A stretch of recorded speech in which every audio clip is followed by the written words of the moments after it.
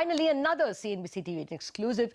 Nilesh Shah of Kotak Mahindra AMC says that from price correction point of view, the market has priced in the government's demonetisation drive. However, there needs to be more good news for a time correction to also get over. Listen. From a price correction point of view, probably at this level, demonetization has been factored in. However, from a time correction point of view, obviously we'll have to listen to or hear more good news.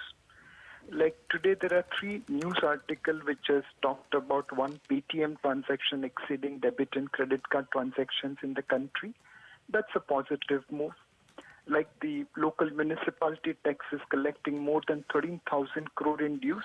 That's very positive because they will be able to spend money on infrastructure. Third is that the state electricity boards have recovered dues.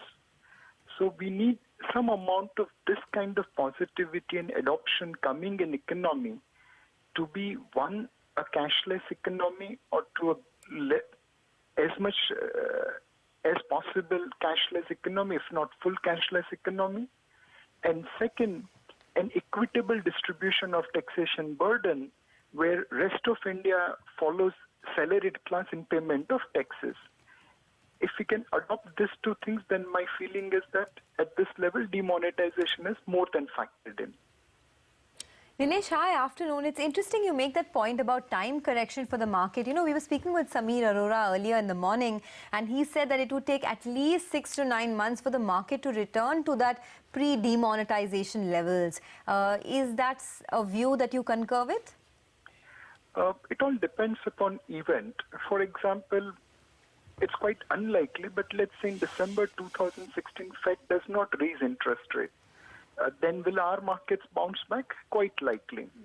On the other hand, let's say on February 1, again it's quite unlikely, but let's say the finance minister does not honor the path of fiscal prudence, which he had promised in FY 2017 because of the slowdown which is going to be caused by demonetization.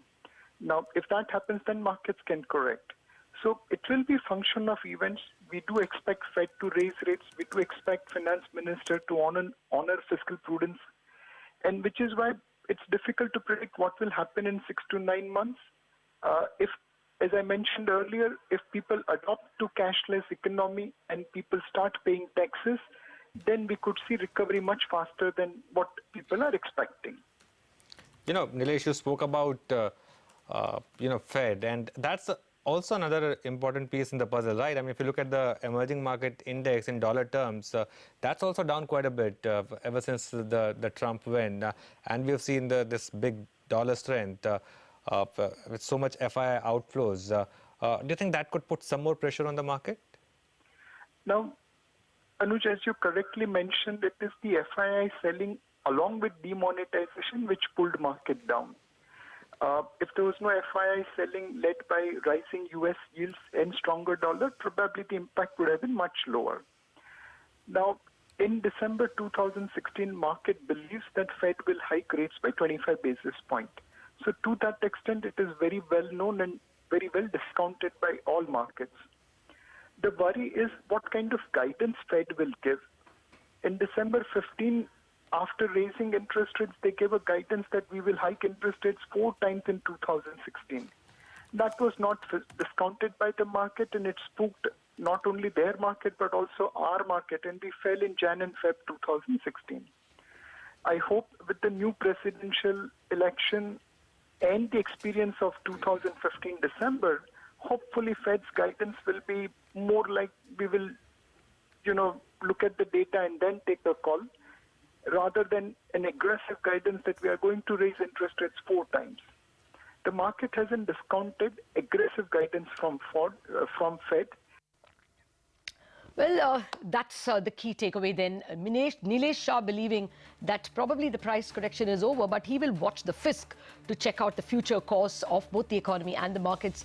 Samir Arora saying, yes, he will also watch the fisc, but he doesn't want the fisc to spend whatever money the country makes. He would rather they pass it on to poor people and to consumers. And Saurabh saying that any which way at the end of this pain, the formal economy will increase, and so that will mean more tax and lower cost of capital. So better for the economy 1 year down the line. Well, that's a long-term positive.